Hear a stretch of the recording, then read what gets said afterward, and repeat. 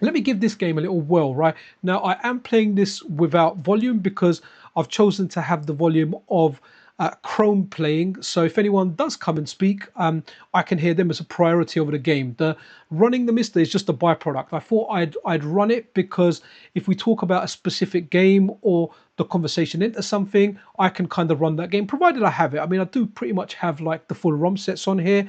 And I guess the arcade games, I probably did an update recently as well. So good stuff. So yeah, Out of the Vortex, I kind of looked at the screenshots of this and it reminded me a lot of Mega Man, right? I was like, okay, we are doing Mega Man. Okay, I just want to see.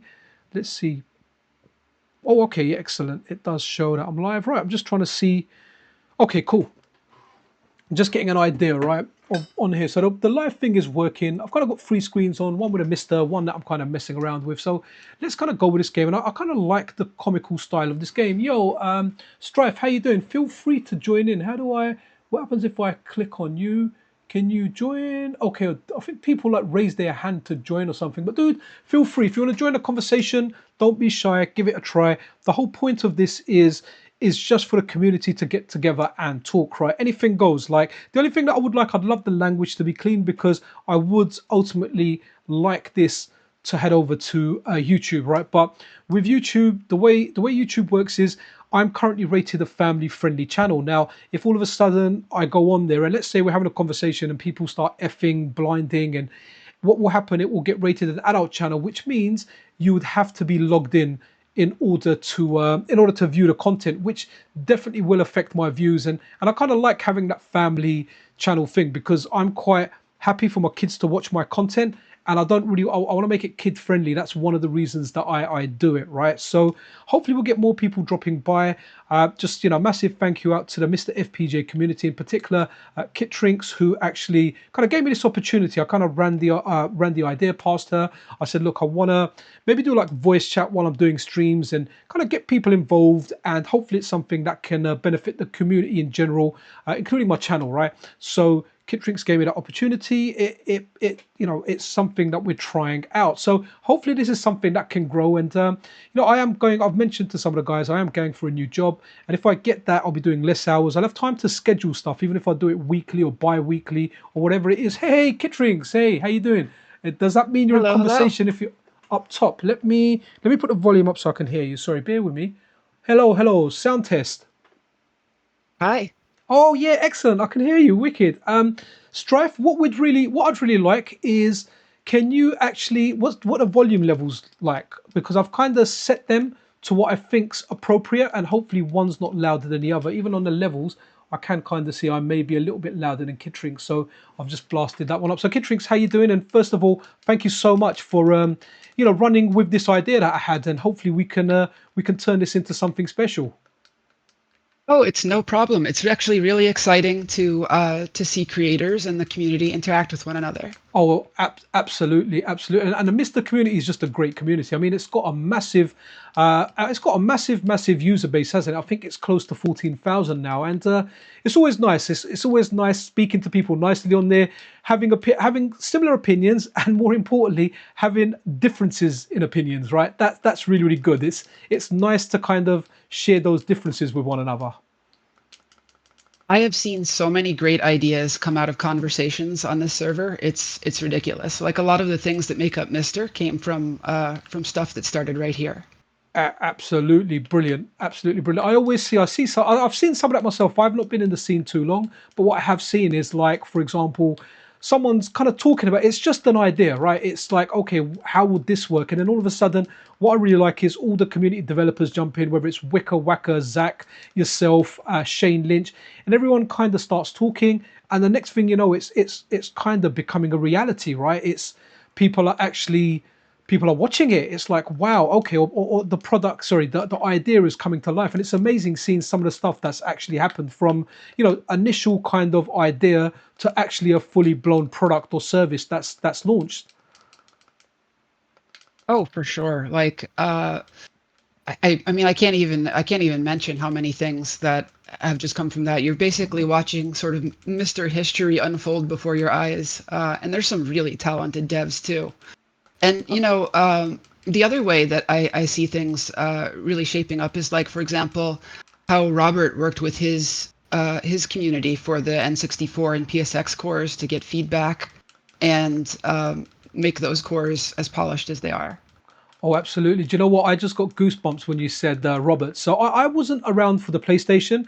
When I got my MiSTer PlayStation, it was around. It was very very mature. However, for the N64 core, I was part of. I don't know what to say. I was involved in it in some aspects in the testing, and it was a lot of fun. From running games that were like black boxes, a couple of shapes, a little bit of a sound, half a title screen, to what it became. I mean, it was an amazing time. Like, some people will look at the videos of like one title screen coming on, 30 seconds of music, and then it crashing and thinking, what's this? But it's the progress updates. It's what it was and what it finally became. And what's amazing now is the patches that have been the patches that are available now, right? So we've got patches for Resident Evil 2, Jet Force Gemini, Conker's Bad Fur Day. So what's amazing to see is, okay, so if the core's not supporting some games vanilla, no problem. There's ROM hacks made that now actually make the games work on that core. So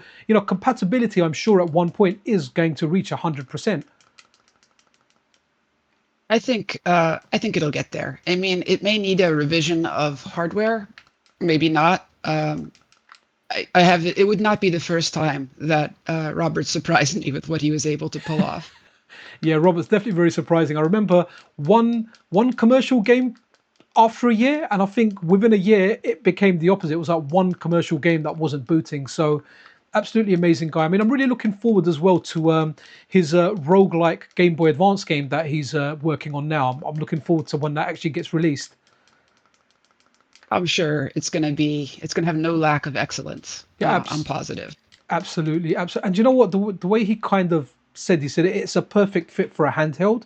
That's something that I think that's a good fit, because often we haven't got lots and lots of time to sit and spend and grind away hours and hours, and it's nice just to pick up something and play it. I'm not the biggest roguelike fan out there. I've played my fair share of Dead Cells, but it's not really a genre that I like. But I will definitely try this out, and I'm sure I'm going to enjoy it.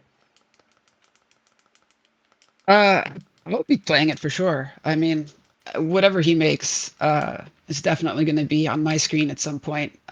He always exceeds expectations. That's one thing I've learned about Robert. Absolutely, and hats off to the guy. Like, he didn't have to, but he chose to kind of suspend his Patreon when he kind of stopped developing the N64 core. Not a lot of people will do that, right? And people, myself included, were happy to continue to support him over on Patreon. Even if he was making Game Boy Advance games, right? I was happy to do it, but it shows what kind of character you are. What kind of standard you hold yourself to. It's like, okay, I'm not developing FPGA stuff anymore. Most of the people came here to support my FPGA kind of development, and while I'm not doing it, I'm going to pause everything. So hats off to the guy for just being an awesome person all around. Oh, he is such a pleasure to work for. So Robert is a way better developer than me. I'm happy to admit that I am simply outclassed by Robert, and he has never shown me anything but the utmost humility. He has never he's always strove to make me like feel comfortable and thanked me for whatever contributions I give to his work. It's just such a pleasure working with him all the time. Yeah, no, I mean, even when I interviewed Wicker Wacker on the channel, and I asked him, who's like your favorite developer, and you're not allowed to pick yourself. What Wicker came out and said was, look, I really, really like how Robert Pape conducts himself. It's not just the development, but it's being able to speak throughout the day, all day on Discord, and act on stuff and do everything quickly. So, a lot of developers hold him in high regard, as well as members of the community, because you could be the biggest developer out there, or just a guy that's just joined the Discord day one, and you speak to him, and you get an answer from the guy, and it's always respectful. Oh, for sure. I If we could clone him, I would. Absolutely. Ah, cool. Well, talking of clones, there are some clones happening, aren't they? So there's actually one available. Robbie posted it. Lou had it in his video, in Lou's Retro Source, that there's a clone available on AliExpress for $99. So Lou from Lou's Retro Source has actually bought it. So I'm looking forward to his video. I was thinking about buying it, but I was like, you know what, I'm not going to have time. Like I keep saying, hopefully I'll get this new job. I shouldn't actually say anything in case I don't get it. Then it will be like I have to tell people of my disappointment. But if I get it, it really will open me up more time to experiment and do stuff. But in the meantime, I look forward to Lou's kind of take on that. But tell me more about this. This is a clone of, is this So a MiSTer clone? yeah, so it's a DE10 Nano clone by QM Tech.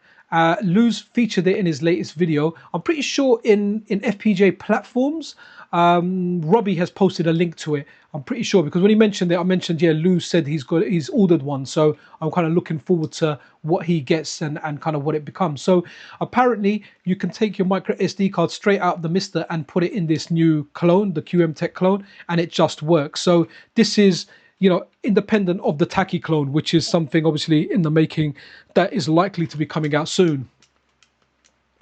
I'm really interested in that. Having a low cost clone that actually has like quality to it would be a big win for everybody. Oh, To build, it just would increase the accessibility of MiSTer so much. absolutely, and a lot of people that buy like Pi setups or have the emulation setups, if the prices were very similar, a lot more people would go over to MiSTer because I think that's one of the things that prevents people from getting it. The DE10 Nano being $225 excluding shipping and taxes, and then on top of that, you're buying a case, you're buying an I/O board, a USB hub. So when you tally everything up, you're probably looking at $450-$500 to get a fully loaded kit. If you can get that cheaper, then yeah, it definitely lowers that the barrier of entry, right? So I mean, for me, from a channel perspective, and this goes for Video Game Esoterica and Lou as well, that the more people that come to MiSTer and other FPGA devices, the more eyes we get on our channel. So we're very excited about it. I mean, I think it is exciting. For sure, $99 is much closer to the cost of a Pi, which is slowly creeping up. So they're kind of meeting in the middle there.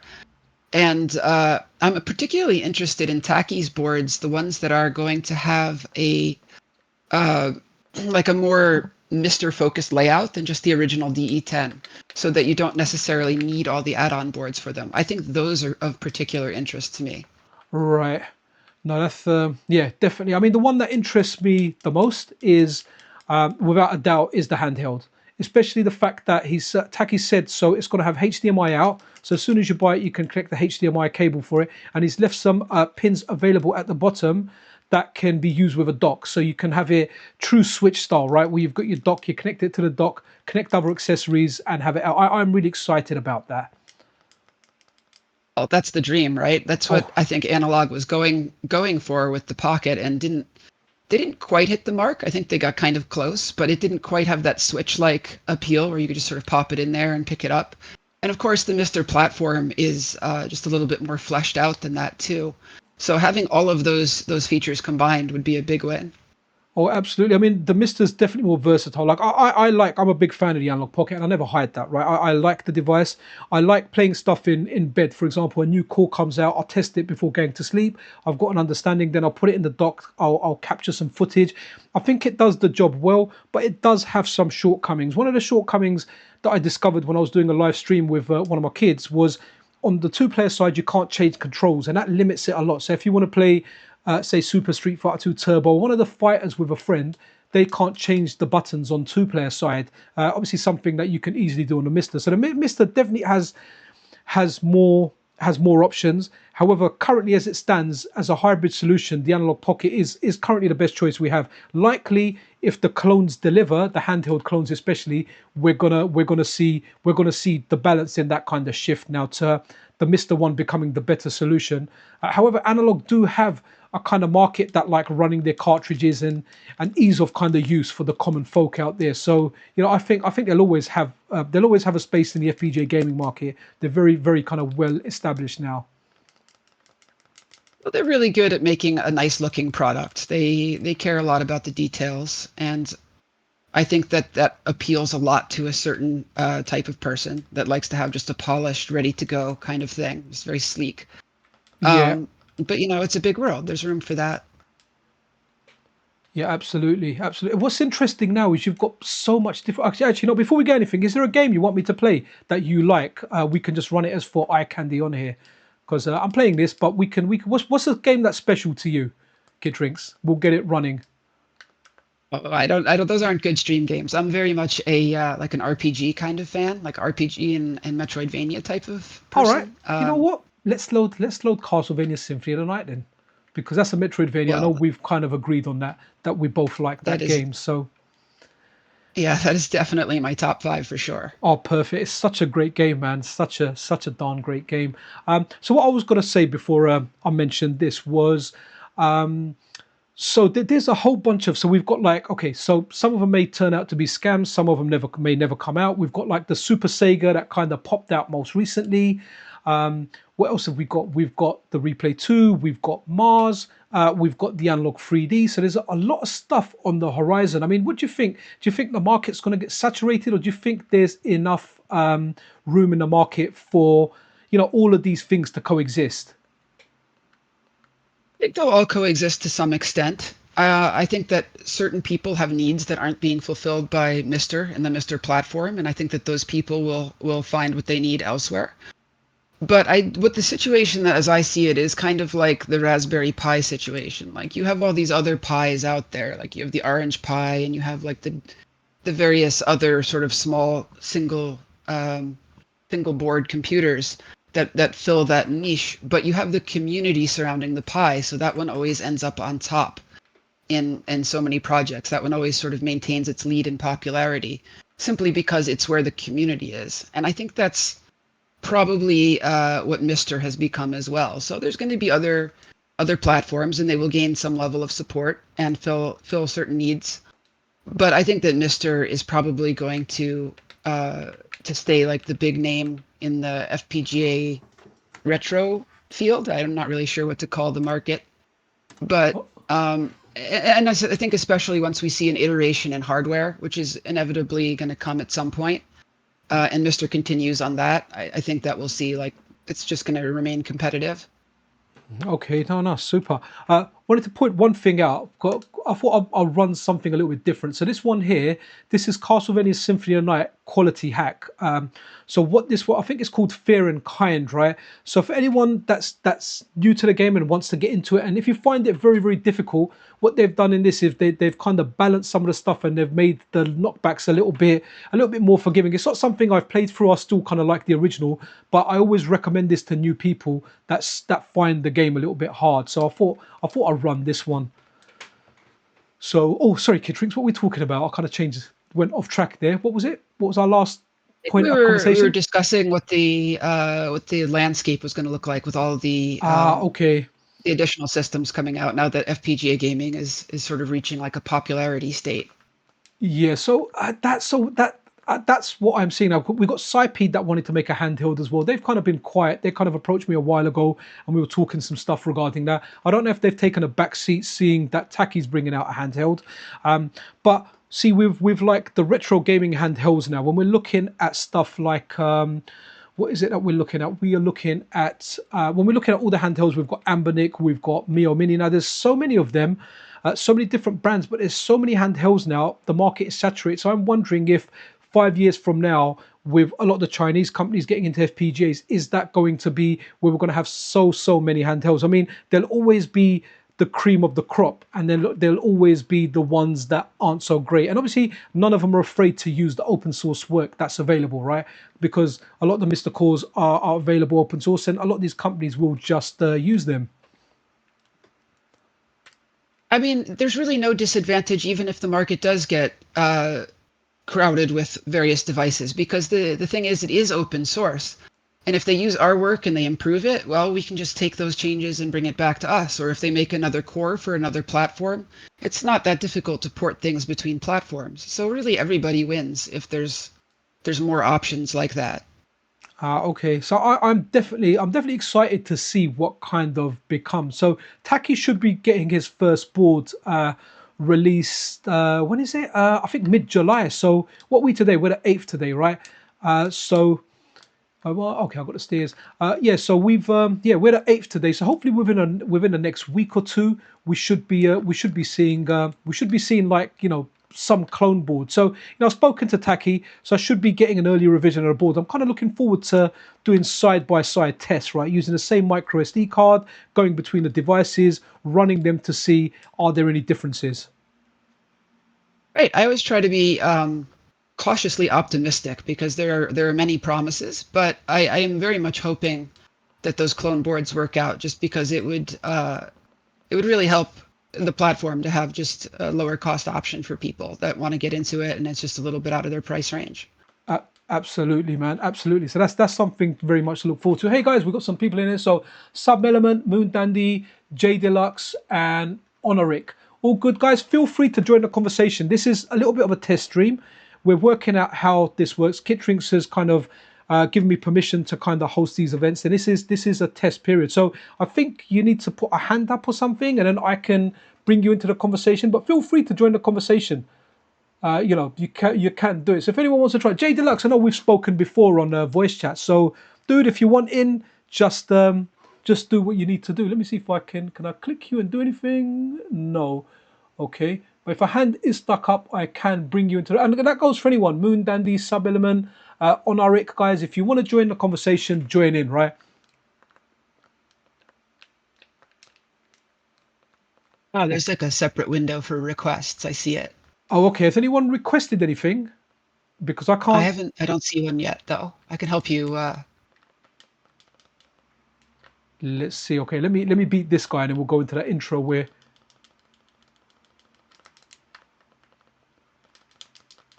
I've done this fight so many times just because of videos and putting this on like different emulation systems and I think. I think actually, am I correct that if the better that you finish this fight, the better your stats are at the start? Is that? I think that's a feature. I don't even know. I've done it really really well without getting touched and just killing it using the rain from the holy water. But I don't know. I tend not to pay too much attention to everything. I'm bad. No matter how much I like a game, I'll just end up skipping a lot of the real deep stuff, man, in there. So maybe that is the case. I mean, there's layers upon layers of this game. There's a streamer that I watch called Dragon Blitz, and there's another guy called Jupiter Climb. They're very very good Castlevania players. Jupiter Climb does more the GBA and the DS stuff, and Dragon Blitz does Symphony of the Night. And when you watch some of the stuff they do, man, the guys are nuts at this game, like really, really nuts. Oh, it's such. I mean, that's what makes this game so wonderful. It's like the nuance to it. It has so many quirky little items and little tricks that you can do, and it actually has a pretty interesting story. The development of this game was really plagued with problems. You should take a look at that sometime. There's a whole drama that unfolded in the creation of this game. All right, was that from a technical standpoint, or was that just from I don't know, like a personal standpoint or legal standpoint? I think it was mostly sort of a personal, like interpersonal problems between the development staff and the company, the Right. Konami, I guess, that was making it. They had all kinds of problems. It went past its like deadlines and things. They had some technical problems figuring out the PlayStation, and it was just a whole slew of issues. Yeah, I hear Konami aren't the easiest company to work with, to be honest. So, yeah, I'm just glad we got Bloodstained. I'm kind of looking. We should be getting a sequel to Bloodstained: Ritual of the Night soon, right? Because I know they've delivered the last of the DLC. They've delivered some premium DLC. I think they've delivered multiplayer as well. Haven't tried that out yet though. And then I know Bloodstained 2 is going to be a thing. So that's something really, really to look forward to be honest. I enjoyed Bloodstained quite a bit. I know some people, speedrunners, found it a little bit lacking. I don't know the details of speedrunning because I'm not a speedrunner, but I know that some speedrunners didn't like some things about it. But as a Metroidvania fan, I found it fantastic. It had like all the exploration and collection elements that I love Oh, in that kind of game. absolutely, and it had builds as well that you could build like in Symphony of the Night. You could see it was highly, highly inspired by Symphony of the Night. Yeah, it had like a Symphony of the Night slash Area of Sorrow feel to it. Absolutely, and the soundtrack for it was really, really good as well. Kind of got stuck in my head, where I'd wake up like remembering the soundtrack. Uh, yeah, I think all around they did a pretty solid job of it. I thought that the graphics with the sort of 2.5D was the right choice there. I think that like Iga really showed that he still knew how to make like a decent Metroidvania, and I just thought it was really fun. I thought it was just a really well done, um, soul sister to the Castlevania games. Right. Yep. No, completely. I think that's the only thing that's come close. So a lot of people like Hollow Knight, and I've tried liking that game just based on how much people have praised the game. And I can't stand that game, man. I've tried. I really tried liking it. I don't know if you've tried it or what your thoughts are on that. I haven't actually. I mean, I've meant to, but unfortunately, the list of games that I want to play is so long that I doubt that I'll ever get through them in my lifetime. Yeah, that's definitely the case. It's like I was looking at my back catalog and I was like, wow, I've got requests going back to like the SNES, maybe not the NES, the SNES that I kind of want to play. And yeah, definitely not happening in my lifetime. So just selective with what I can play. Oh yeah, I mean, I like the sad fact is that if I look at my list of Steam games, I know there's literally no chance that I'll ever play all of them, right? Like I have all these Steam games, and there's just zero chance that they will ever all get used. Do you know what's hilarious? And the Steam sale comes. What did I buy? So I bought Forza Horizon 4 because that's getting delisted, and I had that game on Game Pass. I don't have Game Pass anymore. Hopefully, I'll play it. And my kids wanted this game called Totally Reliable Delivery Service. So I had to buy 2 copies of that. But what happens is I end up buying more games, and just like yourself, I don't play them. Like they're just there. I'm like, oh wow, that's cheap. I should buy it. Sometimes I feel like I should kick back and play more games, but something ends up happening, and I'm like, no, you know what? I need to, yeah, I need to do a video. I need to do a bit of work. I need to do something with the family. So hence why I always rant on about playing handheld games because it just gives me an opportunity to play stuff where when I have gaming time, but I can't necessarily be in front of a screen. Well, yeah. I mean, that brings up a good point, though. Maybe we'll be able to bequeath our games to our children. So, like, they'll become heirlooms. Oh, absolutely. So what I've done actually recently, so they were playing the Switch and they were playing the Xbox. But I really despise the Xbox. I don't see any point in getting an Xbox because if you've got a decent PC, all the games come out for PC day one. It's not even like PlayStation where you have to wait a bit. So what I ended up doing was I ended up getting all PCs. The worst one has got a 1660 Ti, and the best one's got an RTX 3070. So they've all got good, capable laptops, and I just don't pay subscription charges anymore. No Nintendo Switch Online. But what I am having to do is I'm having to rebuy some of the games, like that Totally Reliable Delivery Service. It's a terrible game, but my boys are 8 and 10, and they like those goofy games. So I kind of rebought those on a Steam sale. Yeah, I always look at the Switch versions of games because it seems like I would want those for like a portable platform. But ever since the Steam Deck came out, I'm like, why would I? I'm never going to get this for a Switch because it's always going to be worse, right? Like Steam is just so much more flexible. Absolutely, it's such a great device. I mean, I bought the ROG Ally as well, but the ROG Ally is more powerful. But honestly, compared to like the Steam Deck, it's terrible. The analog sticks are a lot looser, so yeah, controls don't feel tight. You have to be very very sensitive with it, right? What else have they? The D-pad on it. Oh wow, it is seriously. I have never ever played on a worse D-pad. It is that bad. Like you just can't play. I don't even bother putting. I have put emulation on there like RetroArch, but honestly, there's no point in playing it. It's that bad. You can't move it down straight. You just keep doing the diagonals. It's terrible. Ouch. Yeah, but That can really bad controller can really just no matter how good the games are, like if it's a bad controller, it just ruins your uh, day. absolutely. That's one thing I'm kind of excited about the tacky handheld because one thing he's emphasizing is it's not going to be crap controls, and I kind of believe him. He's been doing handhelds long enough to know what a good controller is. So I have kind of faith in him in that aspect. Like I said, cautiously optimistic. Absolutely. I can't wait to see what comes out. Feel like if you try and play this game on the ROG Ally, when you move it down, clean down, you won't get that. You'll get that, and it's very very frustrating. The diagonals seem really difficult. 8-bit Do has struggled with those too. Like I had some of the earlier 8-bit Do controllers, and they all had a lot of problems with their diagonals like that. Okay, see the recent ones. All right, right now I'm using it's the ultimate USB-C, but it's not the one with a dock. It's the cheap one, the RF one. I'm using that, and honestly, fantastic. I wouldn't want to play like fighters on there, but when I'm playing this Mario Brothers, any SNES type games on there, absolutely no issues, or any PlayStation games. It just works really really well.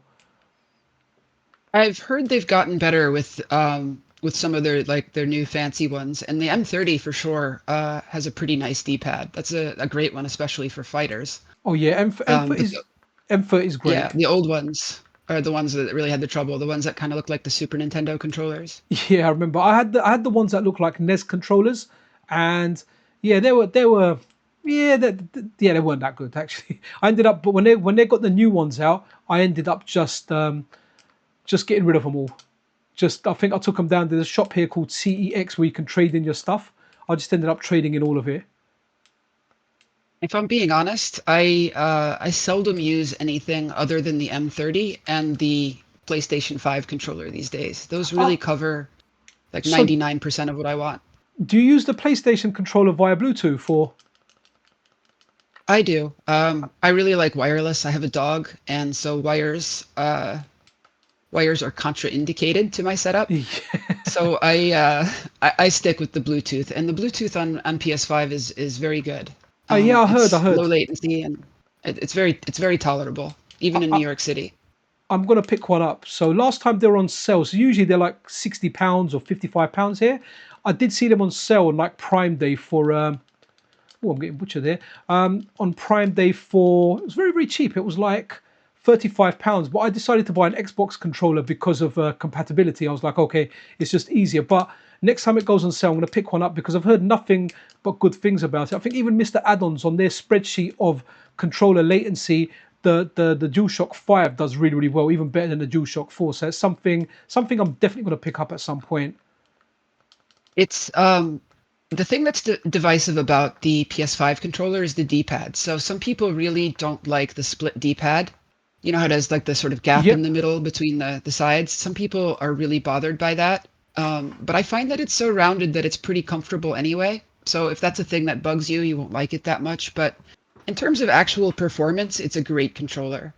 Oh, cool. I don't have much of an issue with it. I mean, like I play fighters on sticks, so like the M30 controller, I kind of like it, but when I'm doing fireballs, I keep jumping up on there. But I don't think that's a controller issue. I think that's a me issue. So yeah, I'm definitely going to pick up a DualShock 5 because I did like the DualShock 4. Even the analog sticks on it are very, very good. Oh, we have Jay Deluxe who put his hand up. Hey, Jay, how you doing, man? Hey, how you doing, guys? Yeah, actually, I want to add into the whole PS5 controller discussion. Like, personally, I have one, and that's kind of like my main controller I'm using. Like, maybe the stick ergonomics aren't the greatest thing, and I think I kind of feel the D-pad and the buttons might be kind of mushy. But you know what? Overall, like, they're just kind of mostly nitpicks. But I think, as just a MiSTer controller, I think the majority of people would be happy with it. That's pretty much just kind of what I want to say. Nan, stay in the conversation though, man. We will steer it another way. One of So the things that's nice about that controller is it's just got a huge number of buttons too. Like even the mic button is usable, and I actually use that for save states most of the time. Also, ah, the touchpad is a mouse too. So if you say you're playing like a spinner game and whatnot, you can literally just take your finger and just drag it left and right and say, "Oh, you're just playing Arkanoid." Okay, so on the DualShock 4, I remember I downloaded some software. I think it was called DS4 to Windows or something along the lines like that, and that would then let you use the trackpad as a mouse. And it was very handy on a PC because you had a controller, and if you wanted to navigate around, with mouse controls, then you were good. You could just use that. So that's I need to. I'm going to pick up. That's I've got so many controllers I don't need anymore, but I feel like I'm going to pick up a DualShock 5 next. You guys have sold me. No, yeah, I would say the DualShock 5, well, DualSense. No, I think it's really good. Like if you have that controller as your one controller, honestly, you can tackle pretty much anything. Yeah, that's cool. I'm definitely, and I definitely need more sense. So just the fact that sense is in the title and it's dual, it might actually do me good. I'll put a little caveat here. I think that for Genesis and Saturn in particular, the M30 is really worth having. I mean it's probably a me problem, but I don't do well with the arrangement of like Genesis buttons being kind of in a diamond pattern. I feel like the games were made in such a way that like your fingers only kind of move comfortably um, if they're like that sort of linear button pattern, like the 6 button setup. You know what I mean? You know, Oh yeah, I actually, because I don't have an M30, but I have the Retrobit, the Saturn. It's the wired one. I think it's pretty like I think if you look at the MiSTer add-ons like latency chart, you will actually notice that yeah, it's really fast and responsive. The only downside I personally feel like it kind of feels a lot like a toy. The buttons are just it's very hollow and the cable's like super thick. Like I've been playing a lot of Genesis Saturn with it. It's just generally like I'm guessing if you just want a better build quality overall, I think the M30 is definitely the better choice. But I picked mines up for like super cheap, so not really much to complain. No, I agree. I actually got one of those controllers, and it does definitely have kind of a cheap feel to it. Like the sticks and everything about it sort of has like a cheap feel.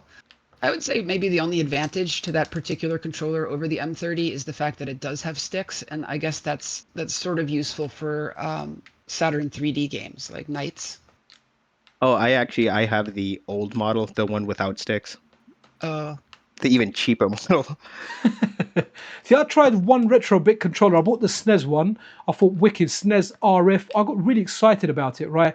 But when I played it, like, so these RF controllers, when the battery's low, they start dropping inputs. This one just dropped inputs. I left it charging overnight. I tried to do everything I could.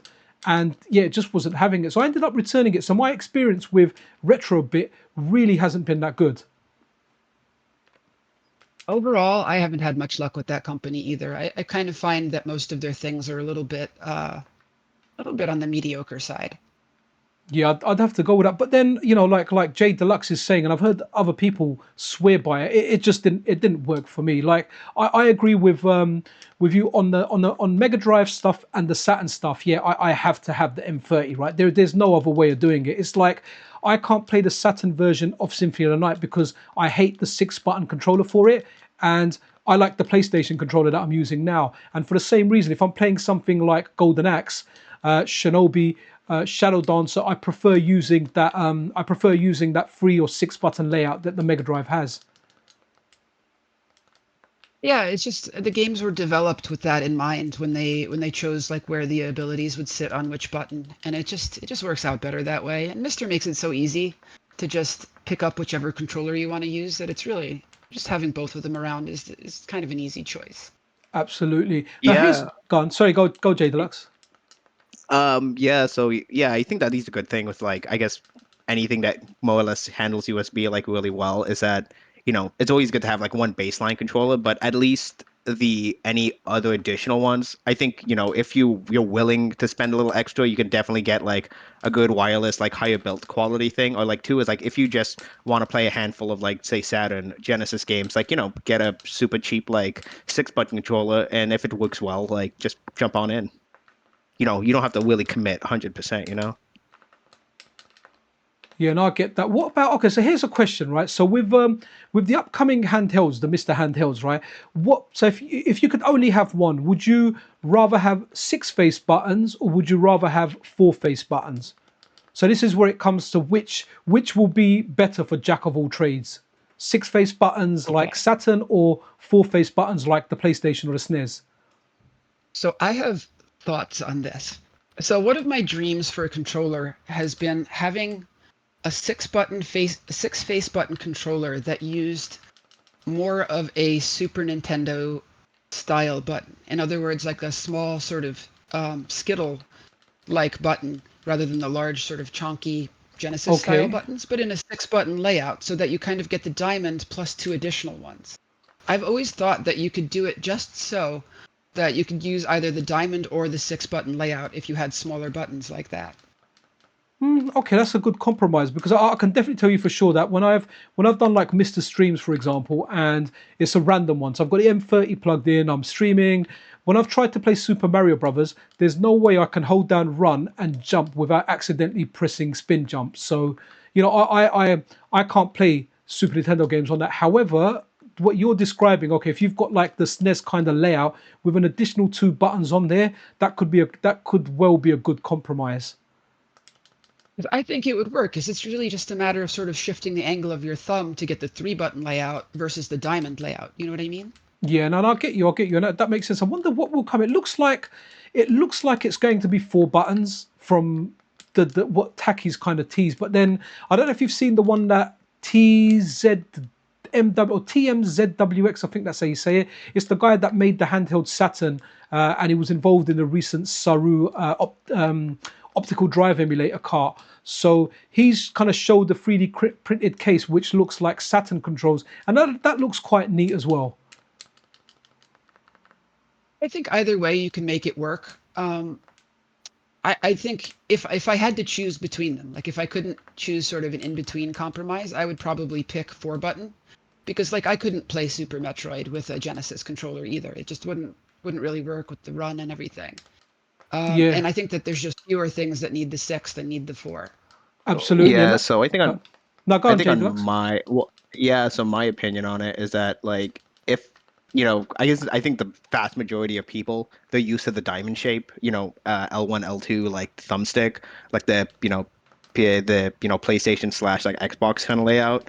Um, I think my only main argument for like a 6 button layout would be that it's just the quality of say N64 and Saturn, the MiSTer cores themselves being handheld. They're just such it's just such a it's just such a next it's just such a leap of just the responsiveness and stuff, and I kind of feel that I would love to have a 6 button one, but if I want to please most, I would just stick with the diamond shape. Yeah, I agree with that too.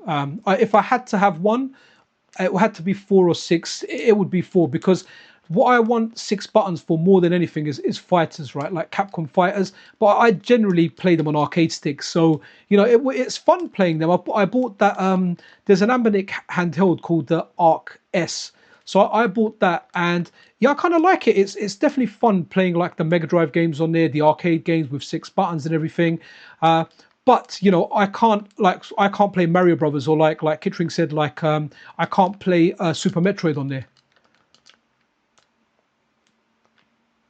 Yeah, I mean, it just I think it really boils down to like what kind of genres and what kind of systems you like. Like I'm sure Sega fans would probably just baring their teeth at me when I say, of course, 4 buttons are better. But but yeah, I think it ultimately is going to boil down to preference there. But I think all of these systems are also going to allow you to pair controllers. So I guess worst case scenario, you can have like an extra little controller you haul around with you and kind of use it like with a kickstand, and you know what I mean? Mm. Yeah, no, no, I Yeah, I think get that. another. Go on, J Oh Deluxe. yeah, sorry. Yeah, I know. I just want to add something else. Sorry. Um, yeah, I think another thing too would also be kind of how pocketable the Taki handhelds are going to be. Simply because if it's because I mean the moment you add sticks, that kind of idea of just putting that thing in your pocket and kind of going kind of goes out the window. So I think I'm thinking of is might as well do 6 buttons because if you already have to carry like say a case or something with you to protect it, like you might as well just add more extra things to protect anyways. Okay, no, fair point, fair point. I wonder how big it will be because the TZWX one, it looks like a handy little size, to be honest. It's not as big as the Steam Deck or like the ROG Ally. It's smaller than that, but it is bigger than say a PS. In fact, it might. I don't know. Based on what I saw, it looked similar to the size of maybe a Switch Lite, but maybe a little bit fatter. Pretty. That's pretty. That's more like a put in your bag kind of thing than a put in your pocket kind of thing, but it's still pretty portable at that size. Yeah, no, absolutely, absolutely. I mean, to be honest, whenever I go out work or whatever with these handhelds now, I've got myself a little bag that I generally use. Well, I carry a bag anyway, um, but but yeah, it's still even when you have something like the Steam Deck, that's too big for everything, really. You have to have like something dedicated to that. So the Switch size is it's just small enough that it fits in more things, honestly. So if it can get close to the size of the Switch, I think that would be like the most ideal form for Yes, it. Switch. That's one of the main advantages of it. So even though Steam Deck is better, sometimes I just like the Switch because it's just a nicer size, right? It's Yeah, it's a smaller size, especially the Switch Lite. The Switch Lite is really, really good, provided you're not playing something that's really, really meant for the big screen and you're straining your eyes, right? Because we're all getting older, right? Our eyes aren't quite what they used to be when we were young people. So it does, adds a strain. I've got the OLED Switch that's really, really nice, but obviously the small Switch, the footprint that has, it's easy to carry around. Well, yeah, it's the screen size because definitely our eyes are getting older, but it's also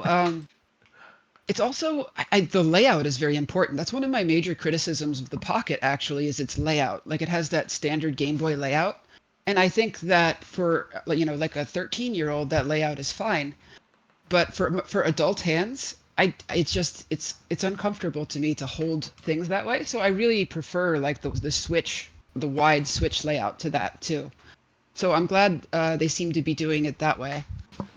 Ah, Yeah, I agree. Like something more like a GBA would be, fantastic. Because to me is that using the vertical like Game Boy layout, it's see if you had a D-pad, two buttons, that's fine. But then oh, we have shoulder buttons, we have to add all this, and like now you're just kind of like adding too much. You're cramping up too much. And now I've noticed that I don't own a Pocket, but the people I know who do, they said, yeah, playing after like 30 minutes and stuff can get like irritating. yeah, that's definitely the case with the Pocket. But you know what? With the Pocket, because I'm not playing games that are so long, I'm having a quick blast on an arcade game. But yeah, if you've got even normal hands, you need small hands to be able to really kind of not get hand cramps, right? You can get cases and things for it, but yeah, that's just the nature of the design, isn't it? I don't have the same issue on my Game Boy DMG, which I very much so love at the moment, right? Always love that. That's my favorite Game Boy. But the Game Boy DMG is a lot more chunkier. It's almost like you're holding. It's like you got a brick and you cut it in half, right? The long way, and you're holding that in your hand. So that does really, really well. But yeah, the Analog Pocket, the biggest one of the biggest wants for the Analog Pocket right now is definitely without a doubt having like a Game Boy Advance form factor for it. Yeah, I mean, it's definitely the right move in my opinion to go for that for adults. And obviously these are targeted for adults and not not kids. Yeah, I'd say that the youngest Analog Pocket owner, with maybe a couple of exceptions, will be people that are in their 30s, likely 40s as well. Hmm. Actually, yeah, my lunch is over. I gotta head out. Well, hey, No thanks for worries. having me on. I've seen some people in the audience. If somebody wants to tag out and just jump along, go right ahead. Yeah, Come, please jump right come on in in, here. guys. We've got Birdie Bro Alrighty, in the kid house things. as Alright, well. Pixel Cherry. Catch y'all Nice one, later. nice one. Speak to you soon, J Deluxe. Later, man. Good later, Later, dude. kid. Bye. Who we got? Come on, guys. Come and join the thing. I wanna play a little bit of games here, so I don't have to talk so much. And because once I Birdie, start, I Birdie, don't I'm gonna stop. call you out. Come on, Birdie. Come on, Birdie. We got some seeds. Nope, he's No? still not coming. Okay. I don't know. He might be somewhere where he can't speak. So got to respect that. Well, It's easier to tune in, and maybe you can't speak. Sometimes I can't speak.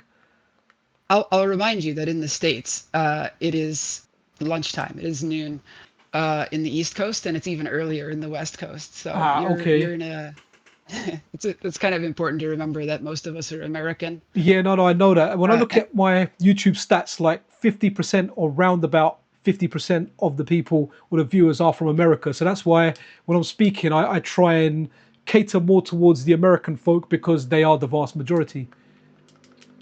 yeah, about from our server stats, about 50% of the server is American. Oh, wow, Um, okay. a- and of course, and the remaining percentage is a collection of mostly English-speaking countries, but all kinds of places from around the world. But the bulk is American. Nice, okay. Okay, I can throw that away. Right, I really like this game. So this is Time Boken series. I was playing this on the Saturn quite a lot, and someone said to me, "There's a few games out for the PlayStation. I should check them out." And well, this is the first time I'm checking it out, and I like it. Do you like shmups, Kit? I'm not a big shmup person. I'm gonna reveal some truth here.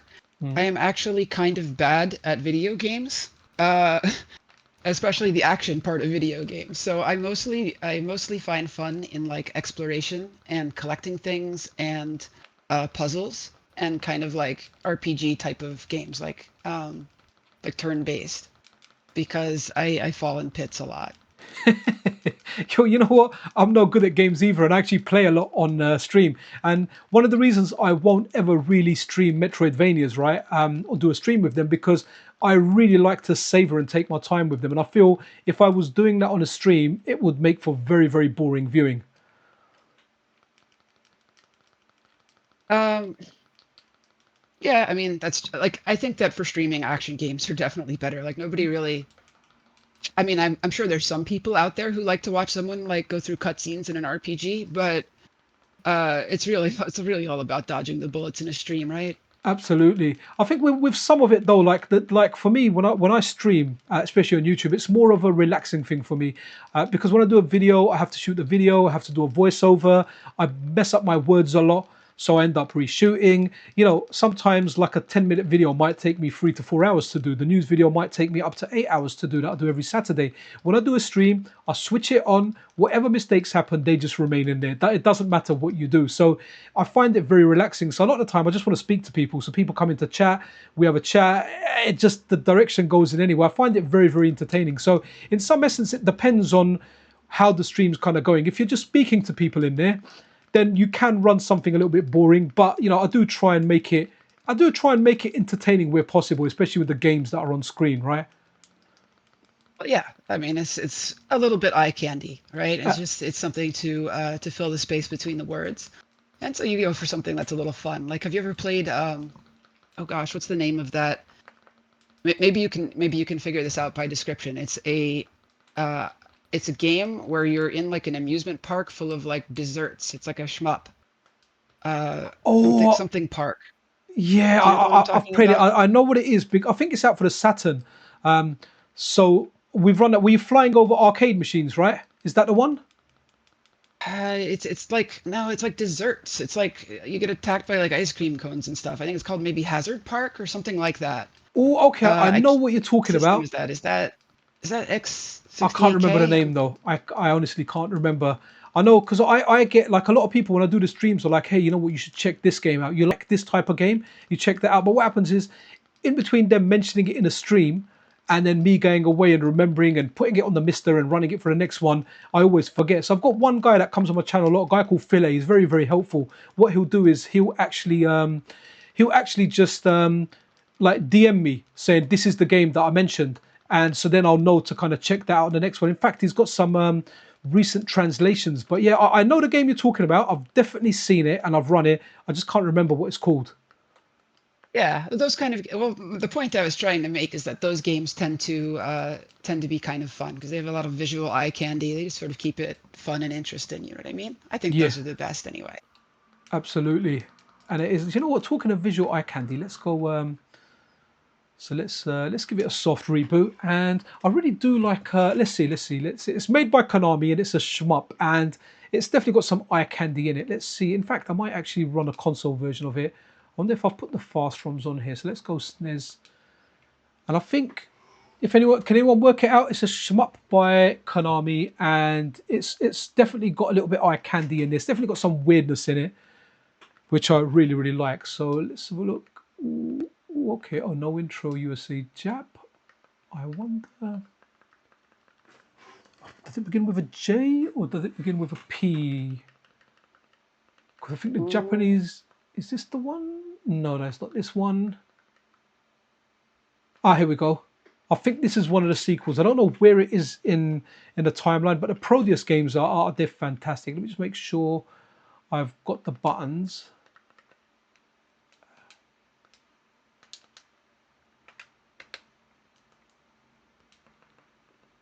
Because I end up using so many different controllers or sometimes and I like my friend came around yesterday and he loves he grew up playing Street Fighter on the SNES, so I have to connect the SNES controller via a reflex. I'll plug in an arcade stick, but he doesn't want to play the arcade versions. I like playing the arcade versions. He wants to play the SNES one. So yesterday he came around and he played on a controller. I played on the arcade stick, but we played Street Fighter 2 Turbo, the SNES version, and it was a lot of fun. It's still a good version of the game. Is it?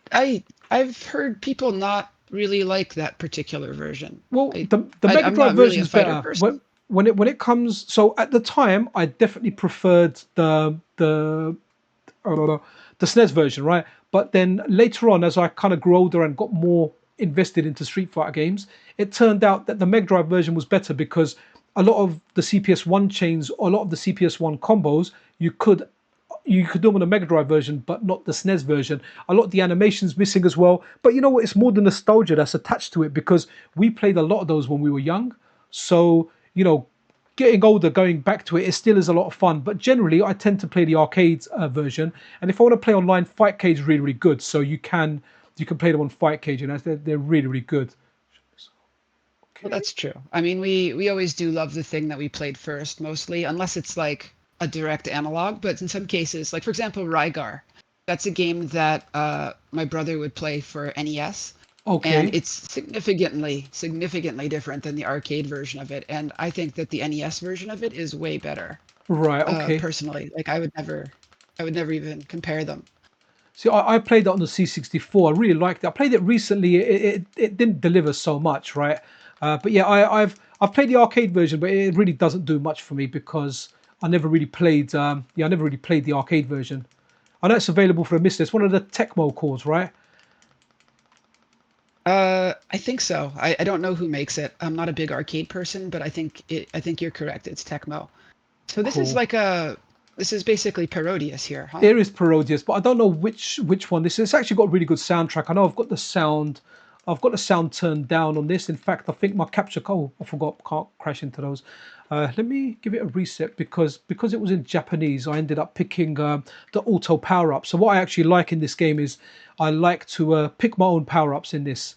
But as it was in Japanese, I picked the wrong option. But I do like the fact that it's got missiles and let's go something funky here. All right, let's be this lady here.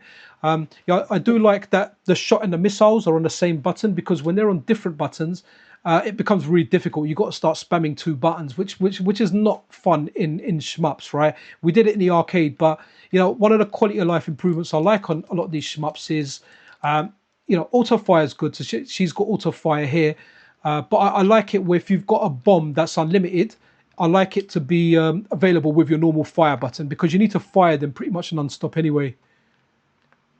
Well, I'll say that on MiSTer at least you can map two buttons to the same button, so You you can can, actually sort of resolve that problem. yeah, no, you can. Do you know what? I never get around to doing it. I play it while I'm doing a stream or something, and I'm like, oh yeah, I know I can do it. I think the only time I did it was on the N64 when I used a little bit of a weird controller. So what I ended up doing was I had the Z button kind of mapped up twice. So It's not. I'm not gonna lie. It's not the best experience to try to do that kind of mapping, but it does work technically it works really really if you well. want it to. When I tried it, it worked fantastically well. To be honest, it gave me two buttons, and it's very easy because all you do is when you set your controls. For anyone that doesn't know, it will ask you. It will say, "Do you want to set alternative controls?" And if you say yes, you can then go through the whole controls. You can skip whatever buttons you want. Let's say you want two A buttons. When you get to A, you can set an additional button to A. It works really really well. Like I have to say, that's the quality of life features that I really, really do like in the MiSTer, among other things as well. But that's wow, I've got it on super hard difficulty, man. The Japanese like their games hard. Yeah, they always dumb them down for us Americans. I remember But yeah, that's what I sorry, love. go on. No, go on, kids. Yeah, I was gonna say that's what I love about MiSTer is that you can make the experience as authentic as you want to. Like I think that in its default form, it's very close to having like just a modded version of the system, but it does take with it all those quality of life features using modern controllers and using like mapping buttons like that and having like if you don't want to have to deal with a light gun, you can just use the mouse. So you get all that quality of life on top of an experience that's so close to the original. Absolutely. And I mean, like my friend that got me into the MiSTer, he was telling me about it for ages. And I was like, dude, I'm all right. I'll use RetroArch with Run Ahead. And then I went and experienced it for myself. And I was like, you know what? I need to get one. And I ordered it. And my luck, as soon as I ordered it, they just went out of stock. So I had to wait like the best part of a year before I got it. Ooh, one of these is okay. Yeah. So yeah, MiSTer's fantastic. So my friend, he's very much so into his original hardware stuff.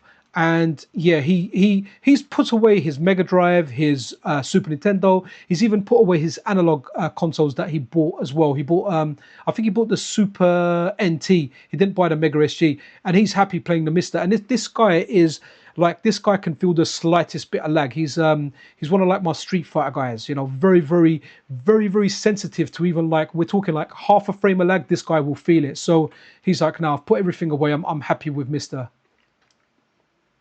Well, like that's why I got original consoles to begin with. Way back in like 2013, I was like, these emulators just don't cut it. I remember the originals were better than this, and it didn't feel quite right. And so I got all the original consoles and modded them, but of course now they're in the usual box of shame in the basement, like most MiSTer owners. But I discovered the thing that I'm really sensitive to is actually audio latency. Which isn't something that we really talk about a lot, but almost every emulator has about 100 milliseconds of audio latency, which is several frames worth. As humans, we tend not to be as sensitive to it, so we can kind of get away with it. But I think that some people are more sensitive to it than others.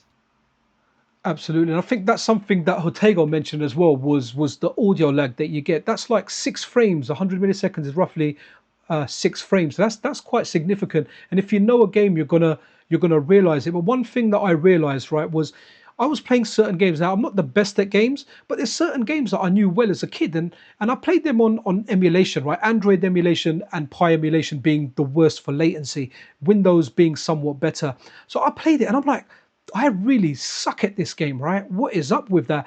As soon as I started playing it on the MiSTer and even on the Analog Pocket, I was like, shit, I'm actually not bad at this game.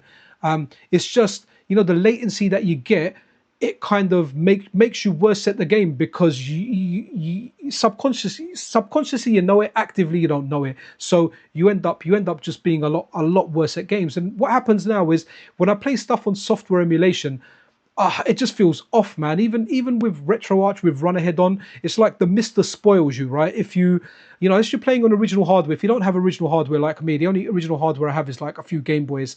I don't have like a NES, a SNES, or any of that stuff. So if you're playing on the MiSTer, then you go back to emulation, you can feel that lag. It feels horrible. It feels horrible. And almost like, I tell some people that, for example, they're like, oh, I really like software emulation, I'm all good with it, the MiSTer is a waste of money. And I don't try and convince most of them. I just tell them, you know what, if you're happy living in the matrix and the steak tastes good, cool, man.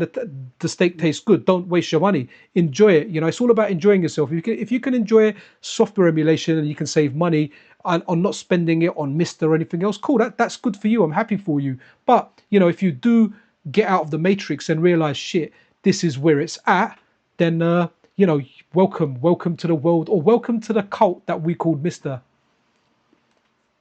Well, philosophical language aside, I think that people have different needs, and it's just really get what meets your needs. If you don't need like really low latency, then go for like a Pi setup. But if you are a person that can feel that and you don't like it, MiSTer is there for you.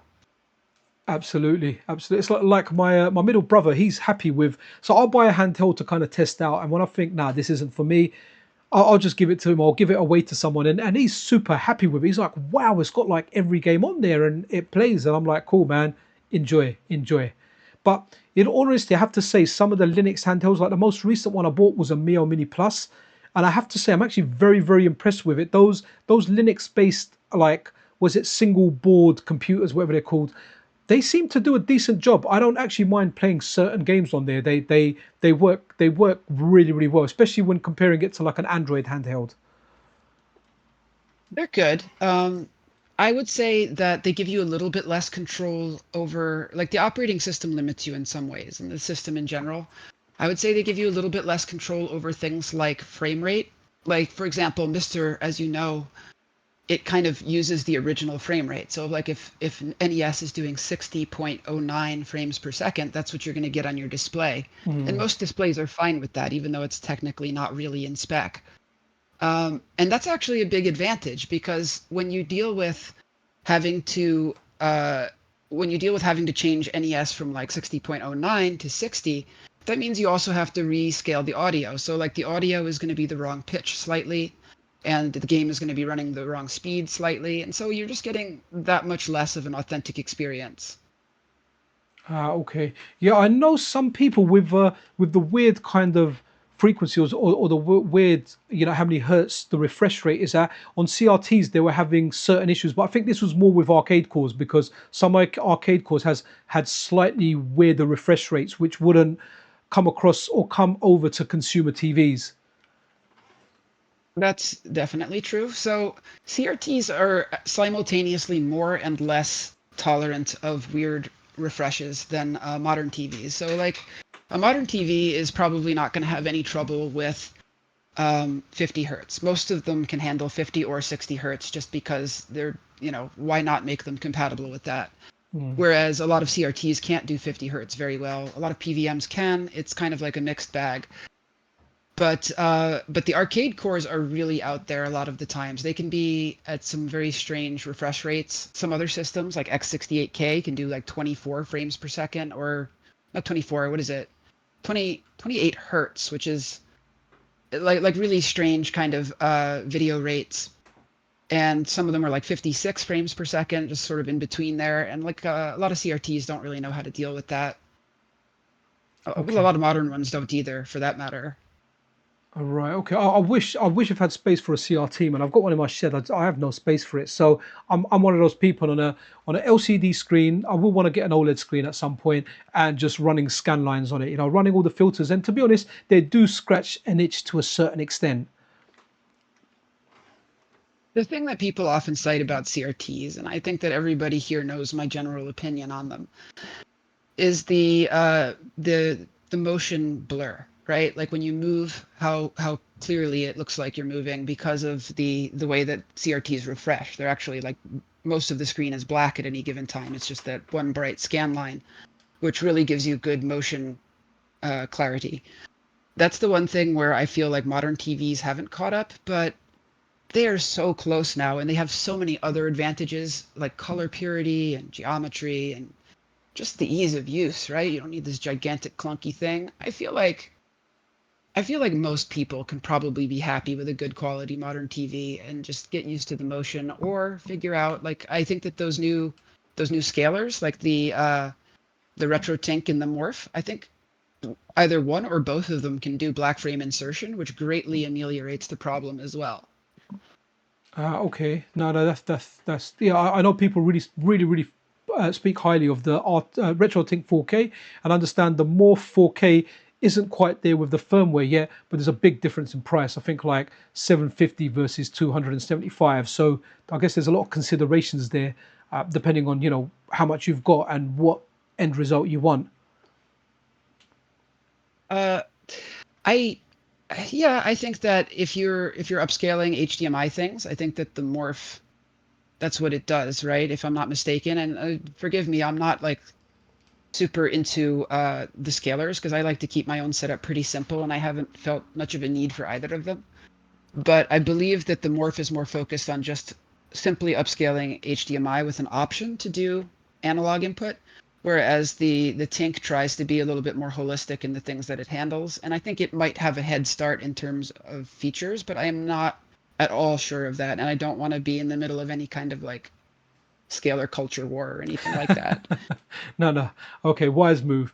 Guys, does anyone in chat? Moon Dandy, Birdie Bro. Okay, J Deluxe, you already came. We know you're back at work. Honoric, Def Kyle, Hidden by Moon, and Elgato Delamu or something, right? Or Janeer. Okay, we've got a few people in the audience. Guys, does anyone want to join the conversation? Just ask the chat and I'll add you to the chat and you can have your piece.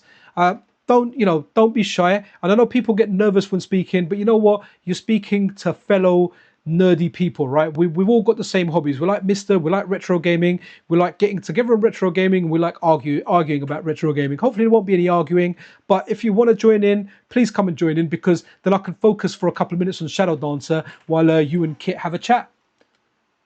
Right. You can see that I'm barely scary at all. I don't think anyone is here, man. Oh no, I've actually scared someone.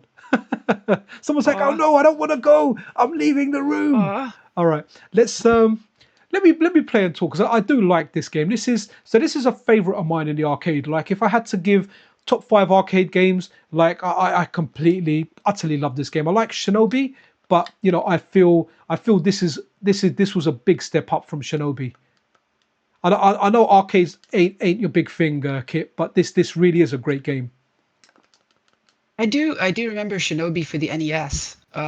It came in one of those funny Uh, cartridges, you the you mean like you the mean for Tenjin. the Master System? It's a Sega game, Are you Shinobi. sure? Yeah, I could have unless sworn they made Shinobi for the NES in one of those Tenjin carts. I mean, um maybe this is like was it a one of bootleg those that you things bought? like the Because I Shazam remember movie. the bootlegs kind of had everything, didn't they? There was bootlegs for stuff. So we used to go down to Chinatown over here in central London, and they would have like Famicom games in there. They'd have like bootlegs on there. We couldn't buy them because they wouldn't work on our UK NESs. But Shinobi was out for PC Engine. It was out for the Sega Master System. Those are the two main consoles that I knew they were out for. I don't think they were out for Nintendo consoles because back then it was fully blown. You know, you're either Nintendo, or you're Sega, and the games didn't. You know, one a Sega game wouldn't come on Nintendo and vice versa. So you know, if it is out, cool. It's something that I've missed, and it must be a bootleg. But as far as I know, there was no official release of it. Well, kind of. I just looked it up right now. It is, as I said, a Tenjin cartridge. Do you know What? the What? No. story of those those What's a those funny Tengen black ones? cartridge? Okay, so they are Atari, I believe. And what Okay. happened is that Nintendo had really tight control over their distribution of games in the US market.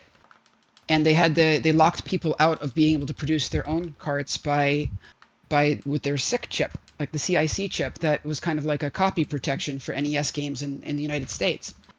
And Atari got upset at this, and they effectively snuck into the patent office and got the code for this chip, and they made their own bootleg chip Oh for wow. these Okay. these black Tenjin carts, which is why they look funny. They don't look like any other NES game, is because they're not officially licensed by Nintendo, but they're kind of official because they're like a real company. They're not just a random bootlegger.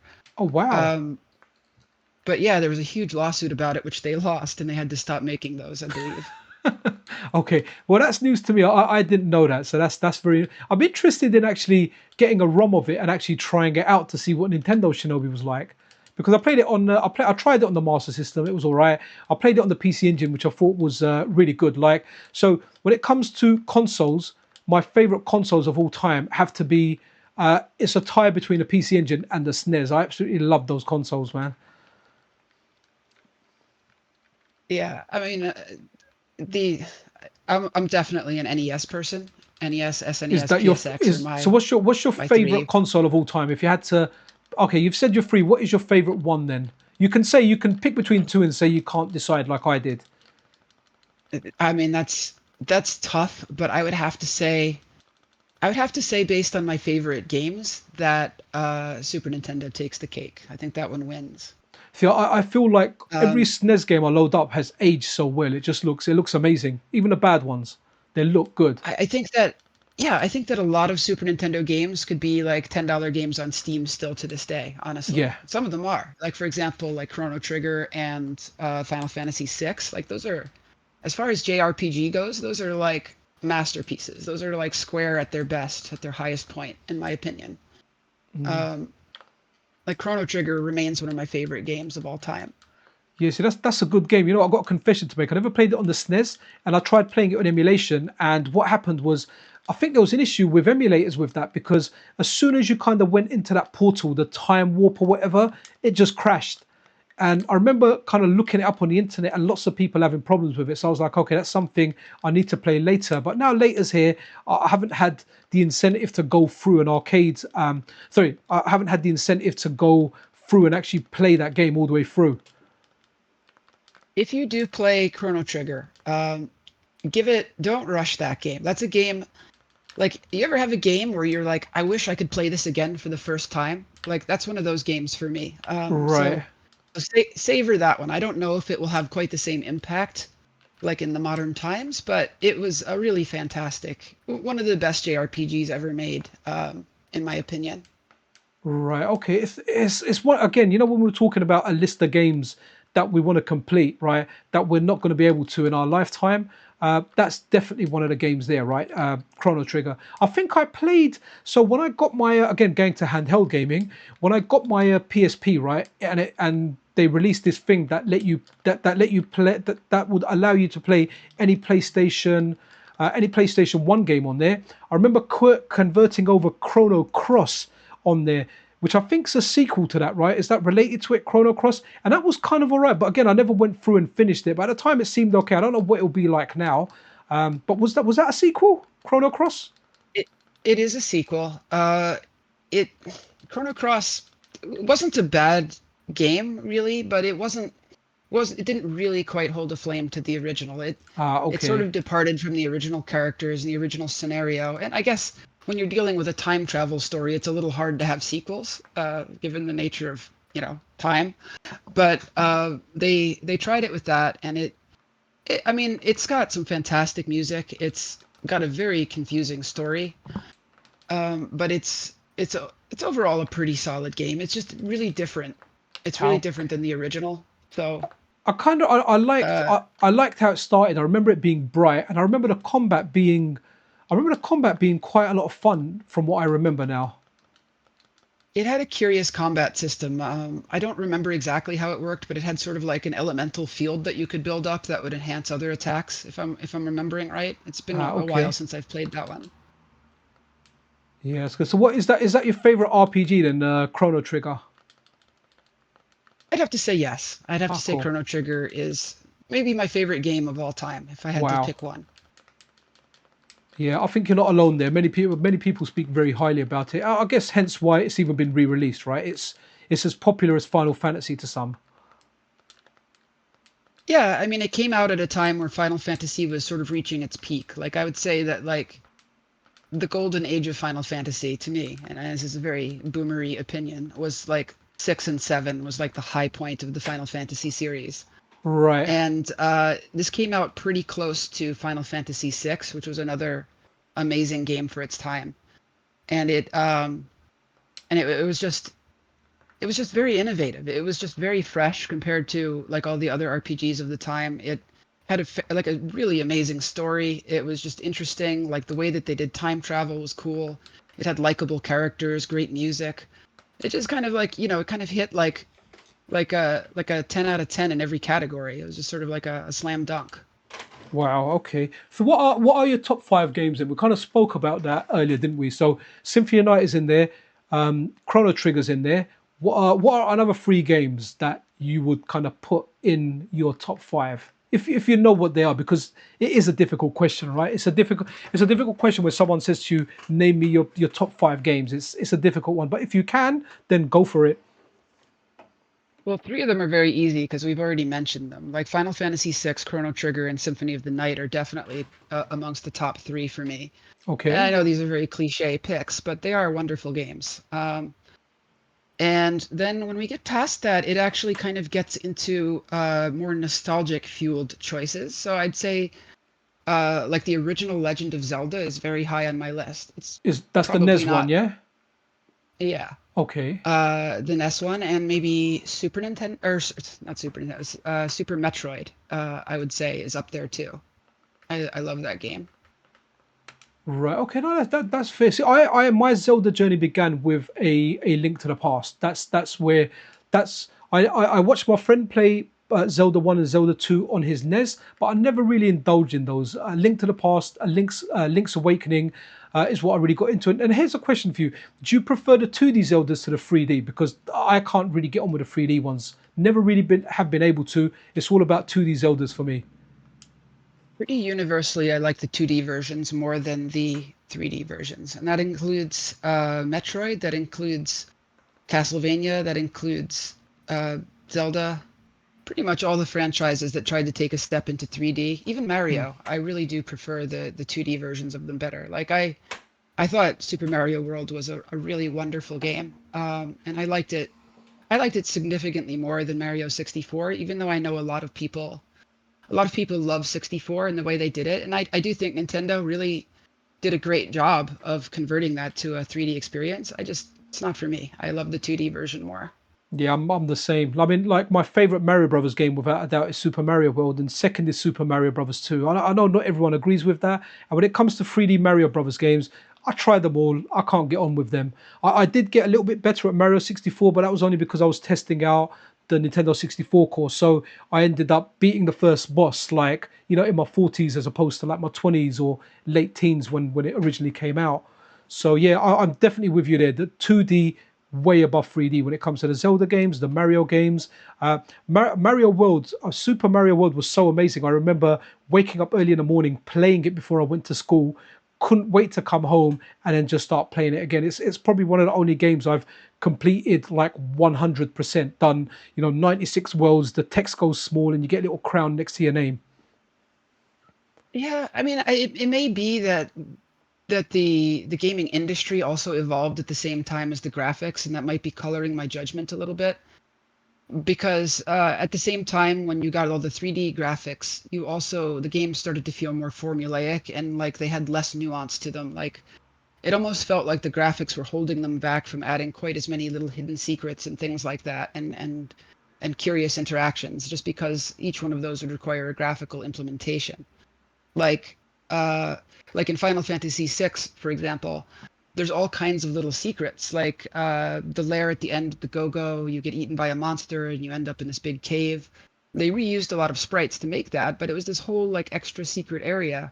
Whereas Final Fantasy VII, which took a step into the 3D realm, ended up with a lot less of those kind of little things, like on the side like that. And I feel like that was a limitation of more the graphics than it was the gaming culture, but it may be that gaming culture just became safer and more formulaic too at the same time.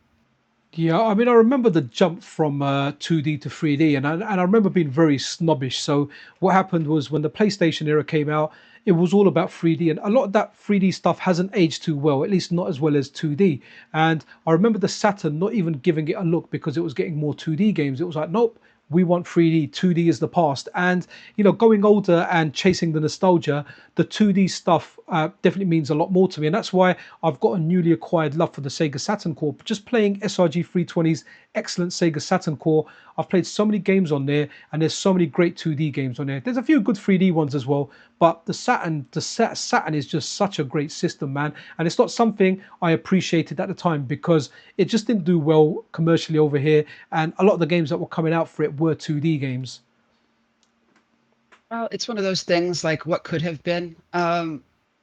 The so from people I've spoken to who were in the industry during that era, who were working in video games during like the transition between 2D and 3D, what I'm told is that the 3D, it was played up to consumers as like the big new thing, right? Like they did a lot of marketing surrounding that 3D was the big new thing. But the actual drive for it in the industry was actually cost savings. At the time, making a 3D model and animating that was much less expensive than having people hand draw every frame of an animation or something. And so to make it less expensive to make games with more detail, like more detailed and precise animations and things like that, they chose to push the 3D narrative in order to make that more economically worthwhile for them. Yeah, That was the actual internal drive to that I'm told.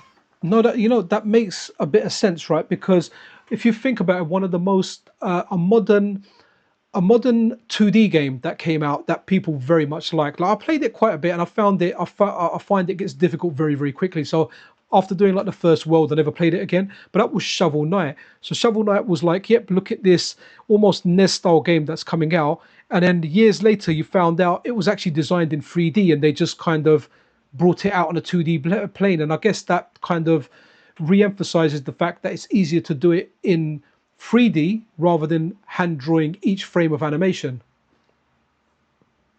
Yeah, no, I mean I think that ironically I think that the way that it evolved now that they have these sort of photorealistic graphics is that the 3D is uh the 3D has become almost prohibitively expensive, whereas the 2D is what the indie games use, right?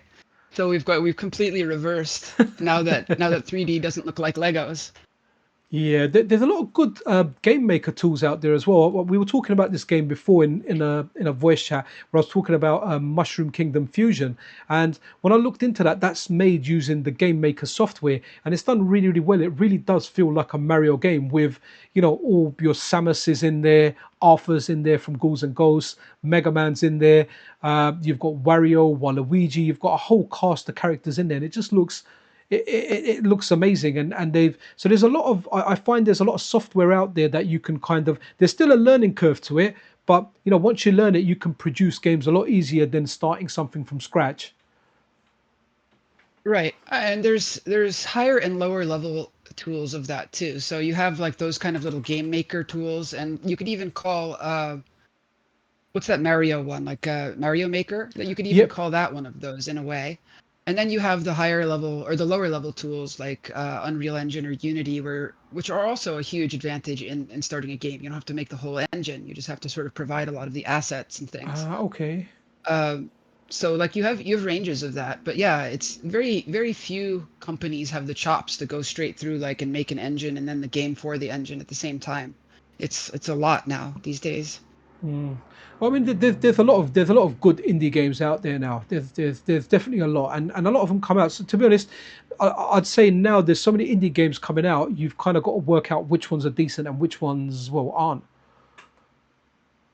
I mean, I don't as if I were a game developer, I wouldn't really even know how to get my game on the map. It's like if you write a book, right? Like how do you get people to notice that your book exists? Like Mm. that's how it is for games these days, right? You make a game and it's like a little indie game. Like how do you get people to notice that it exists? Either you happen to hit like a magic chemistry that really makes it explode on social media, or I guess you have to like bribe Steam. I'm not I actually don't know. I don't know the answer of how you Yeah, elevate your game in the search results. yeah, that's a good thing because you could make a good game and it might not succeed. But I think as consumers now, we've got so much choice that I look at something like Dead Cells and all right, I thought Dead Cells was good, but as good as everyone makes it out to be, I don't think it was that good. I mean, I liked it, but again, I'm not too much into the rogue stuff. It starts annoying me after a while. So but again, that the person that made that just hit crazy success. Then you had Rocket League, okay, which isn't a 2D one, but I think that was made with like a person or two, and that's hugely successful. Minecraft was, if I'm not mistaken, was built by either a very small team or one individual, and that's like a multi-billion-dollar IP now. I think that's what I mean, like by the chemistry. Like for example, Celeste, I don't believe invented its particular genre, but it popularized that genre, I would say, just because it had a really good chemistry, and it just became popular. One because the author of that had some popularity already from Towerfall, Mm. but also because it just had that sort of magical chemistry that made it kind of go viral a little bit, you know? But like, how many people can invent a genre, right? Like, how many people can just popularize a genre? Like, it's kind of winning the lottery, right? So I don't know. Yeah, Celeste is good, but it's one of those games that frustrates me. But because you can restart at the press of a button and do the level again, it takes away that loading screen. It's the same reason I kind of liked Hotline Miami. It's like as soon as you die, you press one button and you're starting again. There's no waiting. There's no screen saying game over. It's not like when you die in Symphony of the Night and you have to go through that massive loop of a death screen and go back in and load your save. So those definitely help towards it. And with stuff like Celeste, it's more like I know I can do it. I know I can do it. I was so close. I just missed it over here. And it's you get the satisfaction, once you've completed the level and you've overcome whatever obstacle you were faced with and you overcome it, you're like, yes, I deserve that. I did that. I did well on that. And like, have you played Tunic, for example? I found it difficult. I kind of liked what it looked like. That's the one with the little fox with the sword, right? Right, it's sort of like Like a Zelda. Souls-like Zelda, Yes, basically. that's I the would see. call it. I'm not the biggest Souls fan, man. Like I played Elden Ring, I've played Dark Souls 3, Dark Souls 1, but they just get too tough. And at some point, I make it so far, and then I die, and I think I really don't want to go through that again. And then that's it. They just sit in my Steam library. That one wasn't too bad. It was definitely tougher than like Zelda would be. Certainly was a harder game than a Zelda would be, but I don't think it was like incredibly unforgiving. So you can kind of make it through that one if you're just a little bit determined. But the thing about that game, it could have gone either way. Like I don't think it was necessarily the fusion of like a Souls-like with an adventure game like that, but rather the devil was in the details with that game. It had like a really sort of a minimalist by design setup where like it didn't give you any instructions at all. You just had to figure everything out on your own, and like the instructions were actually a puzzle. Like the instruction book was used as sort of a prop in the story, like a piece of the puzzle. It was really very Okay. artistic. I really loved the way they did that. But I think that's really what attributes to its popularity more than just the genre. It was like everything coming together. But that Mm. game could have easily been like nothing. It could have just sort of been a blip on the radar and come and gone. Yeah, absolutely. So it's difficult. It's like you think to yourself, what can make a game popular? And you've got stuff like Stardew Valley. That's very very popular. That doesn't interest me in the slightest. As soon as you put farming in a game, I'm out. I'm not interested. I've done Animal Mm. Crossing on the 3DS, and I realized that I spent 6 months picking weeds. And I looked at my own garden, and I was like, you know what, I could actually pick weeds in there. And I refuse to play Animal Crossing because if I play it, it's addictive. I'm going to start playing it, and I purposely stay away from that game. Most of those came out, fortunately, most of those came out after I had sort of moved away from playing a lot of popular games. Like that was during like my college and early like career era, Ah, okay. where I wasn't, like you kind of get out of like your childhood and then you have to like do adult things, and wait, gaming sort of waned for me during that era, and I didn't really come back to it until a little later. So those games all sort of fell into that era where I sort of stopped playing popular console games. And when I did eventually return to gaming, it was mostly retro games and indie games. Like I still to this day don't really play the big name titles, God of War and things. I'll leave those to my husband. Ah, okay. What about stuff like? Are you into stuff like Monster Hunter? No, never played it. No. I Okay. actually have never played a Pokemon game, if you can believe that. Pokemon's good. See, I never played it when I was young. My younger brother used to play it, and I remember one day everyone was out and he was locked out, and he spent hours with the neighbors doing link cable stuff with his Game Boy. But because I was at the age where I was DJing, clubbing, it wouldn't have been cool for me to play Pokemon because all the kids were playing it. So I actually went and got this game called Dragon Warrior Monsters from Enix, which was like an alternative to Pokemon. It was really really good, and then the first time I played Pokemon was on emulation. I had like a Nokia 6600, and it was, I can't remember if it was Symbian or Java, but it had a Game Boy emulator on it. And I was like, wow. So I started playing Pokemon on that, and I was like, wow, this is actually really good. And then I moved on and I played some, but then I got really into it on the 3DS. I thought it was really really good on the 3DS, and I played that a lot. But then I found out like it's got this EV training, so you can max up your Pokemon, but then there's these hidden stats, and I was like, no, I can't do that. It's too time consuming. But yeah, Pokemon's great. If you ever play them, I don't know what the latest ones are like on the Switch. They didn't really do it for me, but yeah, I generally do think they're great games, especially the older ones. Older ones are fantastic. It was my brother had and played them, and it's definitely on my list to go back and start playing some of the older ones at least. Maybe I don't know if the Game Boy ones are worth it, but maybe like the GBA ones, maybe that era. Even the Game Boy ones are decent. It's a simple formula, It's just you go around, you attack, whatever. I don't know. Lightning beats water, water beats no grass beats lightning. Sorry, don't quote me on this. I might be saying some of it wrong, but it is just that triangle thing. But as the game progresses, you got all these different types of Pokemon. So what I ended up doing is I ended up going online and printing a big sheet of what beats what.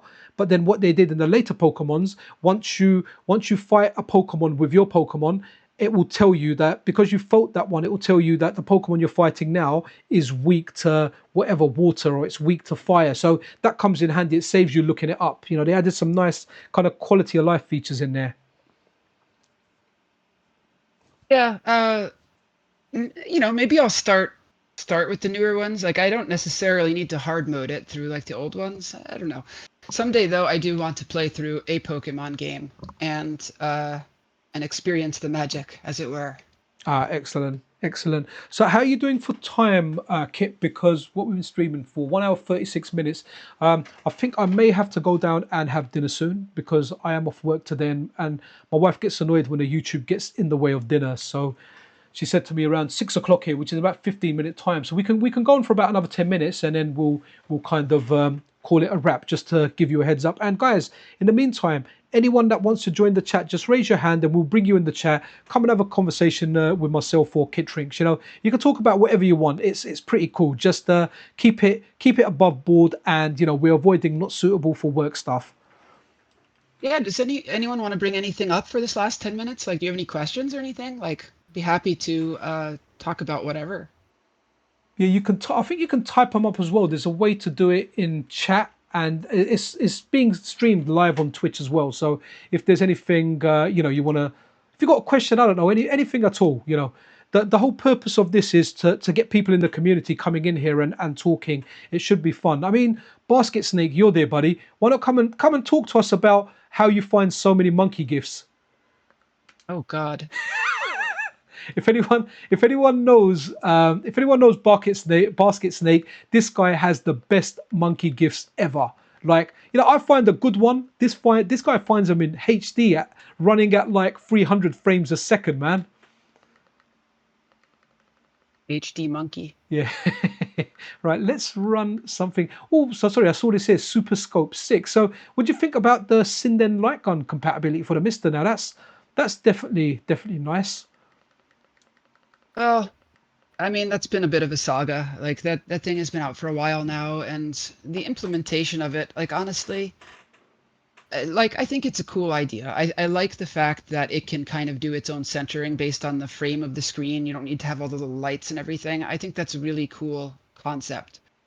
I would have loved to have seen them like implement I mean, I know it's probably cost prohibitive, but I would have loved to have seen them implement like an interpreter into the device itself rather than relying on an external processor in order to make the thing work. Because that makes it a much more complicated peripheral when the system has to do the work for the device. I would definitely like to see it working on MiSTer because it is like light guns continue to be one of the pain points on modern televisions. Like it's still one of the things that people often need CRTs for. So I really want to see it working since that's a great solution for that. I just wish it was a little bit easier to implement.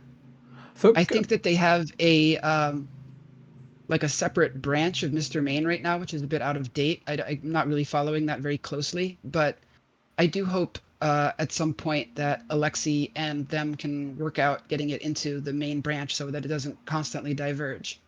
Okay, so you can have it in the main one. I really thought I hope it matures, and I hope it does become something better, because I'd love to get a light gun, put it in the front room, and just let the kids experience stuff like Duck Hunt, the original Time Crisis, Point Blank, just to experience those, because they have played gun games, but they've played them like on the Wii, where it's not quite a light gun game. You're kind of aiming the remote. You can see a crosshair on the screen, and you're kind of shooting with that. I want them to experience that. They're aiming at something and bang, it shoots. Because we go to the arcade sometimes, but I don't know if you've been to like an arcade recently, not to play old games, but they've got modern games there. They've got like I think there was like a Rabbids, the Ubisoft game, the Rayman Rabbids kind of thing. They played that. They liked them, but again, it's more like a Wiimote. When you're aiming it on the screen, you can see where you're aiming. You're not just aiming the gun. You're looking at a crosshair when you're aiming it. So it would be nice to get the kids to play like some proper light gun stuff. I mean, I know what you're saying, but when you said that, I couldn't help but think of that scene in Back to the Future 2, where the kids get Hogan's Alley working. It's Like a been kid's toy. such a long time since I watched that movie. That's something my daughter's 16, so her and her mum are very, very close, right? So they end up going through lots and lots of movies. So they ended up watching like the Back to the Future movies. So I kind of stumbled across it, but it's been a while since I watched it. The only thing I can remember from that movie was, I think, the clothing that was small that went to size, and I really want that pizza that's tiny and it grows up into a massive pizza, because that really would be handy, right? Oh, the rehydrated pizza. Yeah. Mom really knows how to rehydrate a pizza. Yeah, I was Awesome. kind of remember. I love that. I'm a huge Back to the Future fan. Like I know it's dweeby, but like I love I love those movies. No, All of you'd be them. surprised. Even the third one. So many people like them. I watched. I've probably seen them once, maybe twice, and that's it. I don't often watch movies more than once, you know. But it's been such a long time since I've seen some of those. It would be worth me visiting those movies at some point. You know, I don't really. Yeah, there's not my main show that I like that I watch again and again and again, and I can never get bored of it. And that's the American version of The Office, man. I absolutely love that show. Dave Carell. So Cannibal Um, has a question. My only question is what game or console were you finally able to play properly thanks to MiSTer? It encompasses the snack and other accessories. Okay, sorry, you know, I'm trying to see where the chat is, but I've got a screen up there. But It's uh go for it. You answer it's that like a one. little chat bubble icon on the side. It brings out like a sidebar. Full screen. All right, I'll find it in a second. But go ahead then. You answer that question, and I'll jump in after once I figure out where this chat thing is. So let me think about that. There are there are some things that are difficult to play without original hardware. I know that there's a lot of hacks, I would say. Like for example, the Atari Vox hacks that have speech added to Atari games is one thing where you kind of need a snack. You can use snack with Atari Vox to get like the speech in some of those games. I would say arcade games almost always fall into that. Like I think that the a lot of the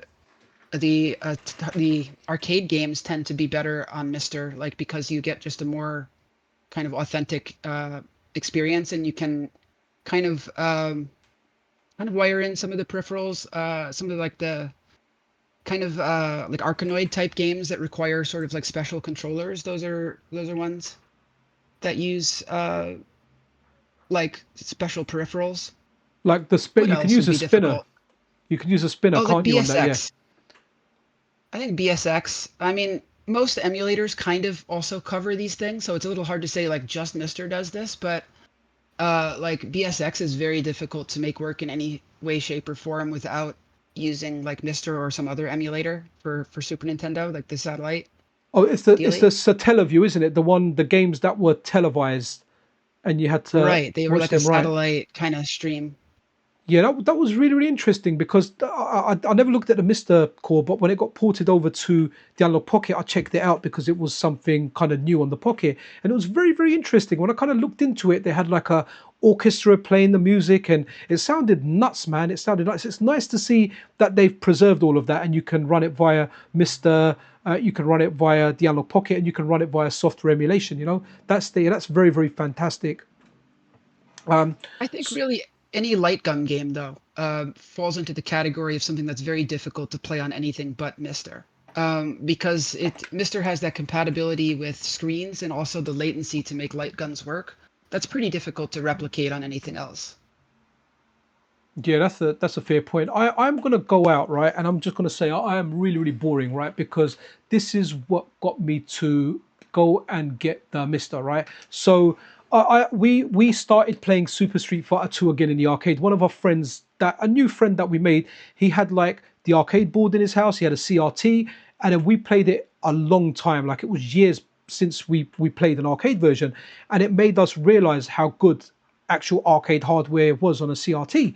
Now we started playing it, and then I was playing it on emulation, and then I went around to one of my friend's house. He showed me the Mister. He showed me. I played Super Street Fighter 2 Turbo with him on a VGA monitor that he had, and it's the only time that game felt like it was the arcade version when I wasn't actually in an arcade or playing on arcade hardware. And that is the moment I thought, yep, I'm buying a Mister, right? And I have to say, I've got enough value from the Mister just by having this game, right? Just by having this game, or let's say CPS2, for example, and CPS1, that's enough value for me. That's why everything else on Mister is a bonus. Sega Saturn, Nintendo 64, all the arcade calls, all the computer stuff I've got. I love it, I play it, but for me, that's all added value because I got it for this. Because to pick up the arcade board of this, I'd need to get a CRT or I need to get a conversion to HDMI. Effectively, I would be spending more than the price of a Mister, right? And then I've got to, make sure the controllers are compatible. The Mister just gave me all of that, and honestly, like I can't tell the difference between the arcade version and the Mister. I can't tell the difference between software emulation and the original arcade version, or software emulation and the MiSTer. But the MiSTer and the actual arcade version, to me, are absolutely identical. Hotego's done a fantastic job with the CPS1 and CPS2 cores. I'll say that I'm sort of embarrassed to admit this, but I think for my classic console collection, I'm pretty sure I have spent more money on cables than I have for my entire MiSTer setup. Um, I'm almost sure I've spent more money on cables. And I think that the experience between the systems I care about on MiSTer and the original consoles is virtually identical, if not better, on MiSTer. Yeah, no, that's definitely that's exactly true. Like I don't feel the need. I think if I didn't have the MiSTer, I may have got myself some hardware. When I went on holiday, I bought a PlayStation because they were selling them really really cheap, and I was like, okay, let me pick one up.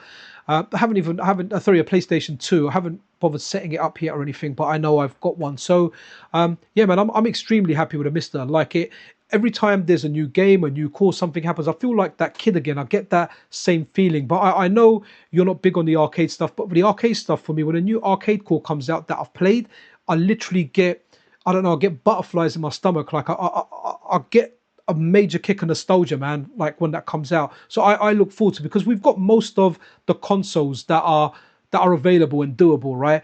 What's left now is lots and lots of arcade games. So when something like Shadow Dancer comes out, I'm like, wow, I played that a lot in the arcade. Alien Storm that came out, the Sega System 18. So hopefully we'll keep getting more and more, right? Right, I'm sure we're going to see a steady stream. Arcades are the big frontier of what's left. I mean, there's some computers. There's definitely some computers that people are fond of, but let's be real, the arcades are probably the more the more attention getting of the two.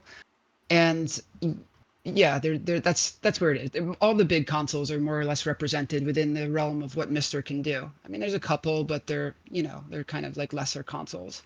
Yeah, no, I get that. Cannibal, right, we'll kind of round it up with this, but Cannibal says input delay comes a long way. People really undermine how much it affects gameplay versus convenience. MiSTer brings both low input delay and convenience, and bang on right. That's one of the main things. Input delay is a massive thing for me of why I like MiSTer. So yeah, bang on there. Oh, okay. Who's this? Jay. Oh, okay. Let's do it. Give it a few more minutes because Jay Deluxe has requested to speak. So. I think he's back. He's back. Hey, Jay Deluxe, floor is yours, bud. Hey, people. Oh, are you guys like wrapping it up soon? We're wrapping it up, but we can give it another 5 minutes. My wife won't be too mad if I'm, she said 6 o'clock. I can make it 6:05 or whatever. We've got someone in now, so we want people to participate. When you participate, we'll add a bit more time to it. No, yeah, I was like catching the tail end just now. I guess talking about like I guess conveniences and like the benefits of having MiSTer, and I think Kid Drinks and I and other folk we actually talked about it. I think on 4th of July. It's that it's what makes it honestly just fantastic. It's that it's there. There's like not a lot of fluff or not a lot of like bloat. Something we can just put on and just play. Well, that's what Yes. I always say is the big advantage to FPGAs is the efficiency more than anything else. So like you can make an accurate emulator and you can get an emulator running very well on like a high-end system, like a nice Windows machine. You can have like really well running emulators on there with the run ahead and everything else. And you get them pretty close to a great experience. The input is always kind of tricky in that situation. But with MiSTer, not only do you get like an expensive PC's quality of emulation power, but you also have a system that's sort of conducive with an eye towards accuracy and good input latency and a tiny package altogether. So it's like just very efficient. Yeah. No. Yeah. Absolutely.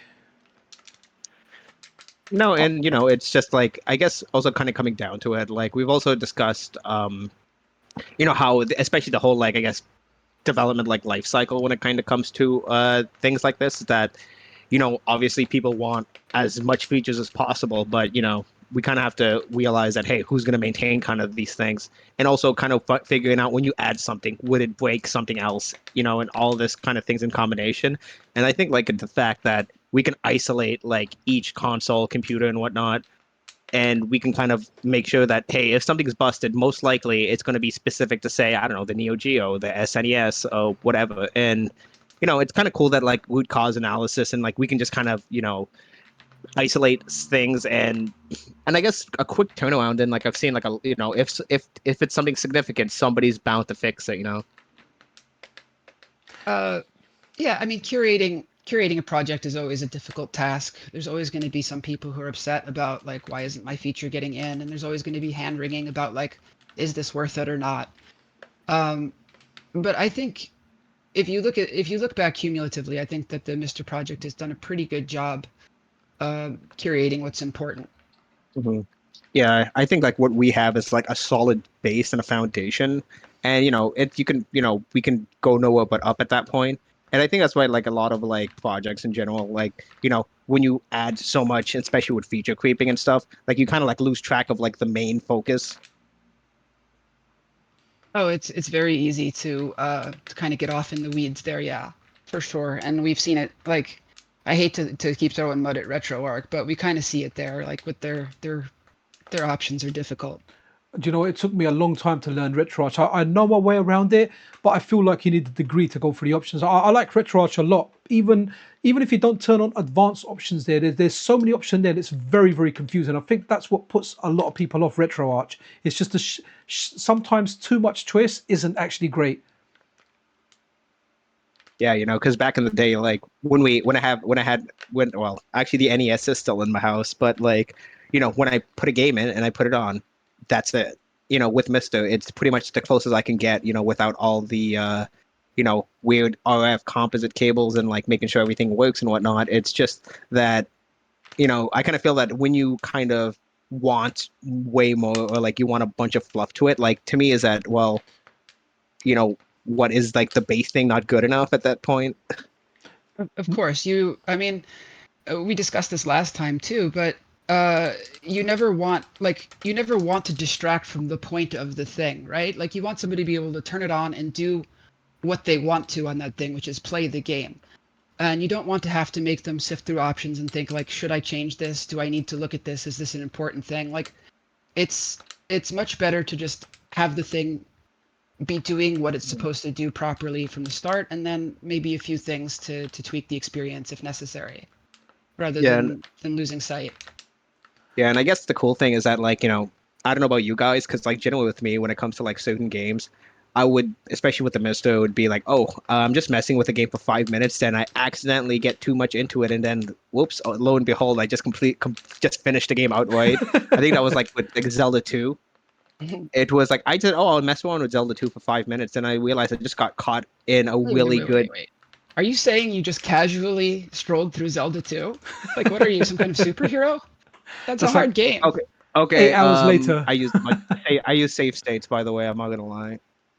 Oh, still, that's not the easiest But game in the world. but at the least, when if I use save states, my kind of I guess a way for me to not feel like I'm cheating is that as long as I can play each segment and I can clear them without saying, oh, I'm gonna be in the middle of this dungeon and I'm just gonna constantly save, like just tick tick and tick. And I'm like, no, no, no. I want to make sure that this screen and this like specific area, I want to make sure I can do it legitimately. Yeah, it's a tough game. Holy crap. Casual. Uh, all right. Are we? I kind of do have to get back to work here. Yeah. This is technically a work day. Yeah, let's wrap it up, man. It was fun. It was fun. Last thing I'll say is, as I was playing, I kind of wanted to say it was I love the minimalistic approach, and I think you guys have kind of covered that, right? I love the minimalistic approach that the MiSTer has. I like the fact there's a simple menu. I'll pick it, and it's not just front end videos, covers, all that stuff. I've got my PC for that if I want to check that, or I've got my Ambernix for that. I like the MiSTer clean, and I hope it always stays that way. Yeah. I mean, we could always have like, couple cool things in here, but like I think just the base is just making sure, especially a project of like this scale, and also, the fact that like anybody can contribute to it. It's nobody stepping on each other's toes, and like everybody can just focus on what they want to develop on. Yep. I don't really see a lot of things changing about that. I think it's going to continue to go forward being a carefully curated project. So I think that you'll get your wish. Wicked. All right, well, guys, let's wrap it up. So, Kitrinks, thank you. J Deluxe, thank you, and thank you for everyone that dropped by and listened. And if you're still listening, or if you're watching the replay of this or anything, guys, if you want to get involved, the floor is open. This is a community show where we all speak. So, if you're nervous about coming public speaking, honestly, yeah, I get that, but we'll try and make you feel as comfortable as you can. We'll try and be as nice as we can, and it's always nice speaking to you guys. So, guys, thank you very much. This is goodbye from me, Pixel Cherry Ninja, and goodbye from. This is the guy. Me, I This is the part guess. where you Take care, speak. everybody. JJ, that's me. Wicked. No worries. Well, perfect, guys. We'll talk soon. Bye-bye. Audio. Bye. Bye.